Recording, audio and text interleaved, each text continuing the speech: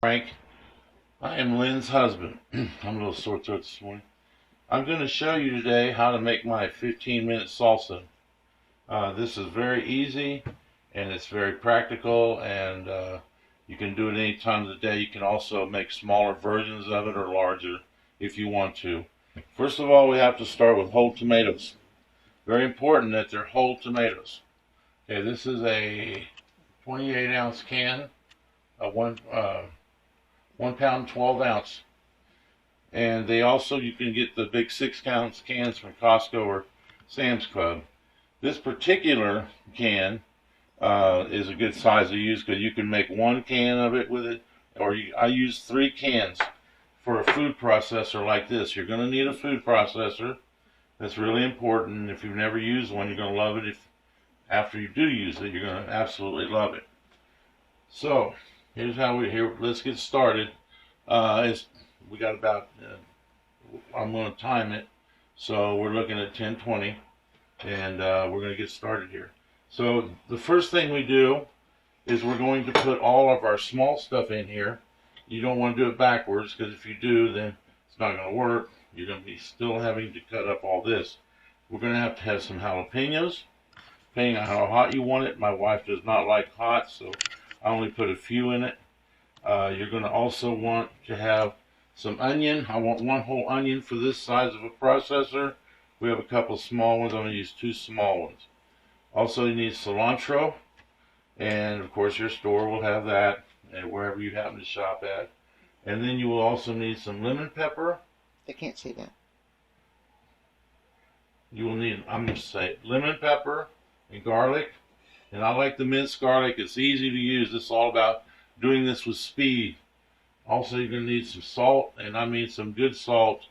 I recommend the heavier kosher or the pink Himalayan, and some bigger ground pepper. That makes it better. Okay, so let's get started. Here we go. We're going to cut up. All you do is you cut. You don't have to cut them all the way up. Just cut them in half. Cut the ends off your peppers. Throw them in. Then you're going to do these all together. These are small pepper. I'm going to do 3. So you can do 3, you can do 5 or 10. You can use habanero if you like. I don't recommend it, but habanero usually leaves an aftertaste. But it does work, so you're welcome to use that if that's the thing you happen to like to do. Everybody seems to like this salsa. It's restaurant quality, I think. Some of the best restaurants that I've ever had salsa in, I think it's just as good as that. So, of course, I'm biased a little bit, being my salsa. But I haven't shared this really with the public. It used to be a big deal as a secret and all that. I don't worry about that. I'm getting old. I don't care. People. Now, you're going to have your cilantro. I cut the end of it off of a regular small head of cilantro. You just don't have to be exact on these measurements. Just kind of guess. My grandfather's Italian and taught me some cooking. He always used the palm of his hand. But here we have just this much cilantro. And you don't have to chop it all the way down, but I do chop it up a little. Then throw it in. So now, we've got our basics in here that we want in our salsa. So what I'm going to do now, we're going to process this.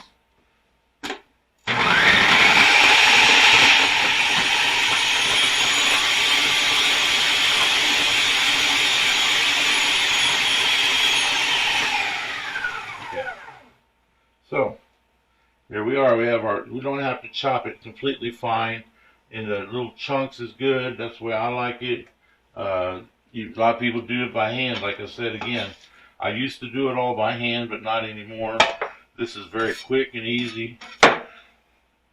So, our next step is we're going to take our whole tomatoes. It cannot be diced tomatoes. It comes out different. I don't know why, but it does. But whole tomatoes is what works best. And we want a thick salsa. We don't want a juice salsa. So a lot of times you'll see people have a salsa that's very thin. You don't want that.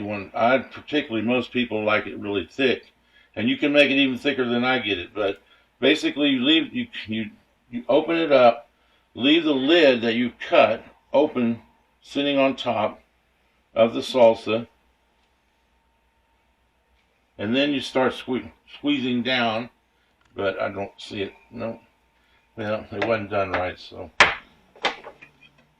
hold on a second here. Get this lid out. You really want the lid loose, like this, not attached at all. So that's what we got to do.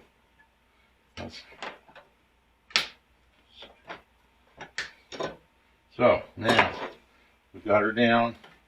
Let's see. I'm going to push it down. I'm going to drain it into a bowl first. So now it's nice and drained. And then that's not enough. You got to make sure that you go ahead and push that lid all the way down, as far as you can get it. Keep working it.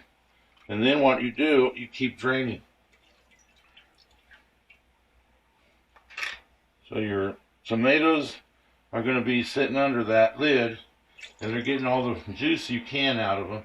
Now, I don't worry too much about having a little juice in there, but some people, you know, like it really super thick. It's going to be probably plenty thick. Should be. So next step is to go ahead and take, I like to take a little off the sides here, but it doesn't matter really. It's going to pull it down anyhow. Take right on top of the processed onion and all that. Just go ahead and dump it in. Very easy. So next can.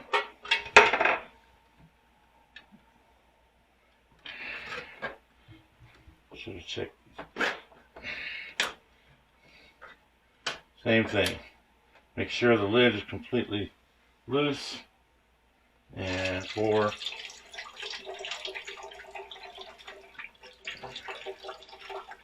And squish as you pour. Push it on in there. Get these tomatoes, the juice out as good as you can. I'm not very patient, so I get them done quick. Alright. There we go. Now, you're going to have extra tomato juice, which is really a good thing. I happen to like V8, low sodium. V8, and I buy it in a big jug, 64 ounce. And usually, when I do this, I wait till I have about half gone. All this juice is going to go into my V8. That way, I don't waste it. A lot of people throw it away. You don't want to do that. We don't waste nothing if we can around here, because everything's money these days.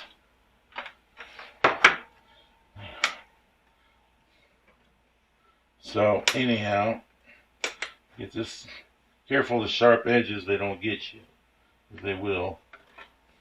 So once again, back to squishing our tomato down. Now that was the hardest part of the whole deal probably. So we make sure that, now you'll notice in here that the tomatoes make it come just about to the top. That's why I say that these 3 cans at a 1 pound, 12 ounce cans, Walmart, wherever you happen to get them, they're going to be plenty for what you need. Let me get a little bit of this off of me. Alright, we're moving right along. Now, for the rest of the goodies, first thing we're going to do is use lemon pepper. I would if it come out, but it won't. Anyhow, we're going to pretend we're using it.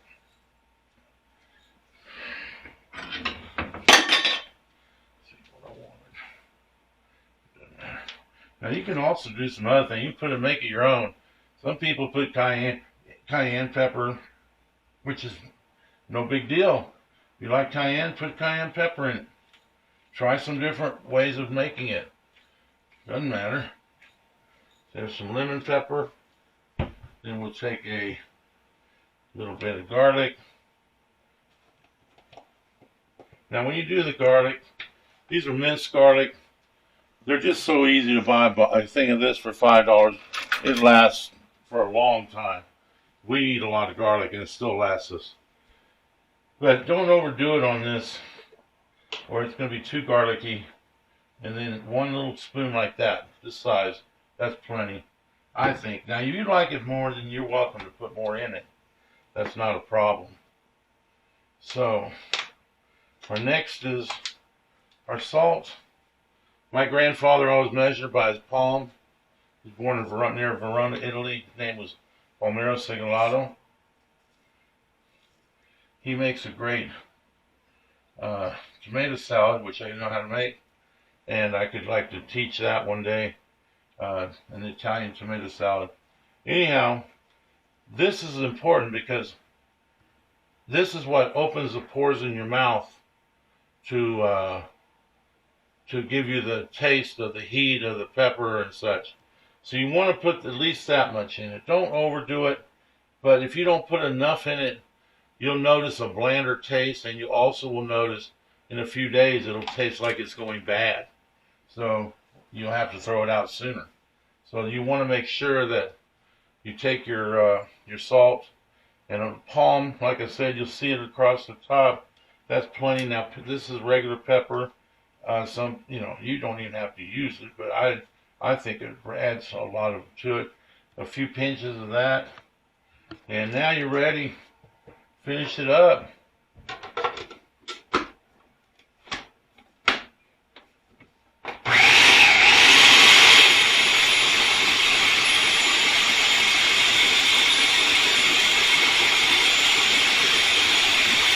Keep going. Don't be afraid. You can't overdo it, really. Well, you could underdo it, but you know what restaurant salsa is supposed to look like. Yours should look the same. So the next, of course, the last thing is the taste test, but I want to show you what we ended up with. Maybe. There we go. If you look at it, you notice how pretty that is. You see the greens and all that. And we're sitting at 10:32, which puts us 10:20, 10:30, puts us 12 minutes. This is my 12-minute salsa. I'm going to taste it. Perfecto. Okay, that's it. Thank you all. Have a good day. Enjoy the salsa.